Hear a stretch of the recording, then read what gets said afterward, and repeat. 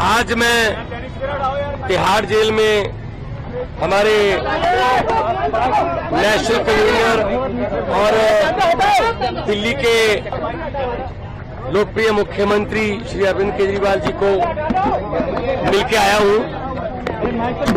सबसे पहले परिवार की बातें हुई। मेरी बेटी नियामत जो कि अभी 1 महीने की हुई है, उसका हालचाल पूछा, कैसी है वो। उसके बाद पंजाब के लोगों की, किसानों की फसल क्योंकि इस बार मंडियों में अब आ रही है, उन्होंने पूछा कि पैदावार कैसी है इस बार, और जो किसानों का जो डायरेक्ट जो ट्रांसफर है पैसे की, जो सीसीएल की फसल का पैसा, उसमें कोई बाधा तो नहीं आ रही, जहां कोई चुनाव आचार संहिता की वजह से पंजाब में कोई ऐसी सहूलत जो रोक ली हो। मैंने कहा जी बिल्कुल नहीं है, निरंतर सुविधाएं चल रही हैं, बिजली भी फ्री चल रही है, मंडियों में एक एक दाना जो गेहूं का आएगा वो हम रिकॉर्ड पैदावार करके 130 लाख मीट्रिक टन देश के सेंट्रल पूल में दे रहे हैं, और पैसे भी उसी दिन ट्रांसफर हो रहे हैं। और जो हाड़ी बोलते हैं पंजाबी में इसको, तो ये गेहूं का सीजन जो है वो अभी चरम सीमा पे है। 2-4 दिन में जो सीजन है खत्म हो जाएगा। और सबसे बड़ी बात जो आज मैं आपको बतानी चाहता हूं, जो मैं अरविंद केजरीवाल जी को बताई, कि आज ही रिजल्ट आए हैं पंजाब में सरकारी स्कूल के 158 बच्चों ने 158 सरकारी स्कूलों के 158 बच्चों ने जेईई का परिणाम जो मेन होता है वो पास कर लिया। ये पहली बार हुआ है।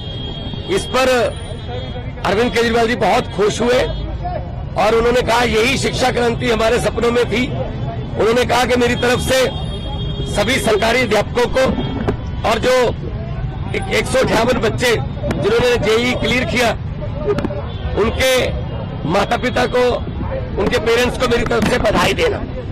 तो ये पहली बार हुआ है कि सरकारी स्कूलों के बच्चों ने जेईई का परिणाम क्लियर किया, और ये हमारा सपना सच होने वाली बात है।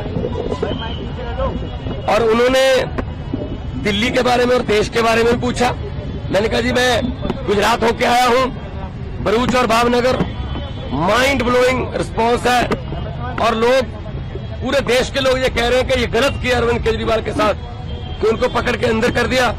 शायद ये सोचते होंगे एक बंदे को अंदर करके हम पार्टी की आवाज बंद कर देंगे, लेकिन आपकी आवाज सर, वो व्यक्तिगत तौर पे तो आपको अंदर कर सकते हैं, लेकिन आपकी सोच को अंदर नहीं कर सकते।